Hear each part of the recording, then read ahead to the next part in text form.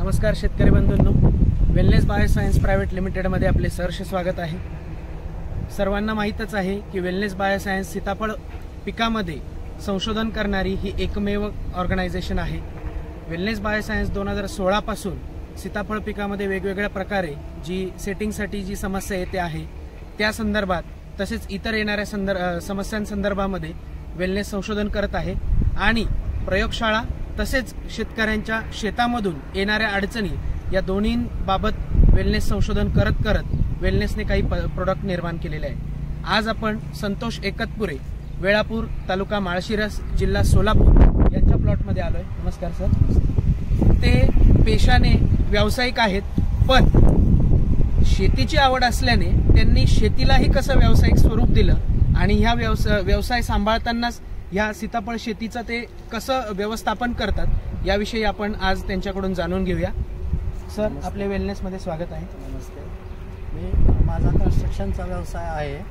तसेच अकलूजमध्ये संचित एंटरप्राइजेस व वेळापूरमध्ये संचित ट्रेडर्स हे स्टील व सिमेंट आणि प्लंबिंग हे 2 दुकानं मी चालवतो।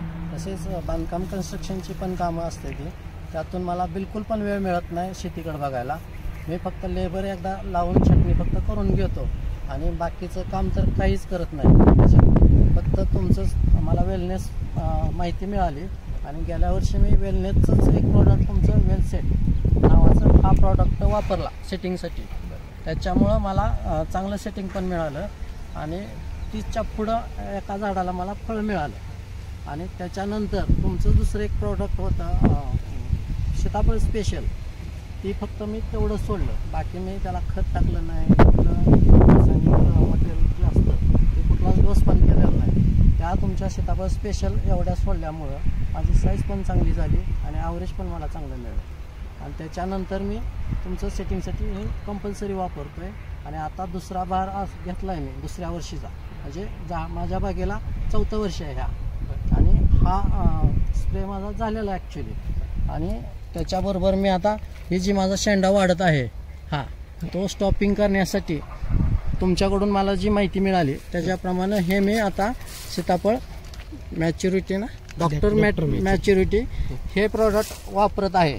मला ही माहिती मिळायच्या आधी मी 05234 मारायचं प्लॅनिंग करत होतो, लेबर लावून स्प्रे घेणारच होतो 2 दिवसापूर्वी, पण आपली व्हिजिट झाली, भेट झाली, हा मला प्रॉडक्ट तुम्ही दिलेला आहे। मला ह्या प्रॉडक्टमुळं तर चांगला रिझल्ट मिळालाच आहे, गॅरंटी आहे। आणि सीताफळ स्पेशल तो पण चांगला गॅरंटी आहे। त्याच्यामुळे मी तो 2 प्रॉडक्ट मारल्यामुळे मला रिझल्ट पण चांगला आहे। त्या 2 रिझल्टच्या संदर्भानुसार हे मी मारायला तयार झालेलो आहे आणि ह्याचा रिझल्ट मला मिळालंच ह्या प्रॉडक्टच्या हिशोबाने। वेलसेट विषयी तर महाराष्ट्रातील अनेक शेतकऱ्यांनी त्यांचे अभिप्राय आपल्याला दिलेलेच आहेत, पण यापूर्वी प्रोडक्ट विषयी बोलण्यापूर्वी मला हे विचारायचं आहे की व्यवसाय सांभाळताना तुम्हाला सीताफळ शेतीकडे वळण्याची प्रेरणा कशी मिळाली? सीताफळ लावायचा उद्देश मला कामातून बिलकुल वेळ नव्हता। सीताफळीला लय औषध लागत नाही ती ह्या हिशोबाने मी ह्या झाडाकडे पण वळलो। दुसरी गोष्ट, उन्हाळ्यात पाणी लागत नाही ह्या झाडांना, त्या हिशोबाने मी सीताफळ लावलं। आणि दुसरी गोष्ट, आपला संपर्क झाल्यापासून मी तुमचं प्रॉडक्ट वापरायला लागल्यापासून दुसरं कुठलंही औषध वापरत पण नाही, फक्त एवढ्यावरच माझी बाग येते। सीताफळामध्ये शेंडा थांबवणे हे शेतकऱ्यांपुढे एक मोठं आव्हान आहे। सीताफळ हे असतानाच अशी विगरस व्हरायटी आहे, तर सीताफळामध्ये शेंडा मॅनेजमेंट आणि कळी सेटिंग ह्याचं काय संबंध तुम्हाला वाटतं? कळी सेटिंगला काय होतं, शेंडा असा वाढत जर गेला तर ह्याची कळीची साईज पण वाढत नाही, अशी मोठी पण होत नाही। आणि दुसरी गोष्ट, ड्रॉपिंगची समस्या वाढते, कारण का जे अन्नद्रव्य काडीतून मिळालेलं असतं ते शेंड्यामार्फत पुढं जात असतं, त्यामुळे हे ड्रॉपिंग होत असतं।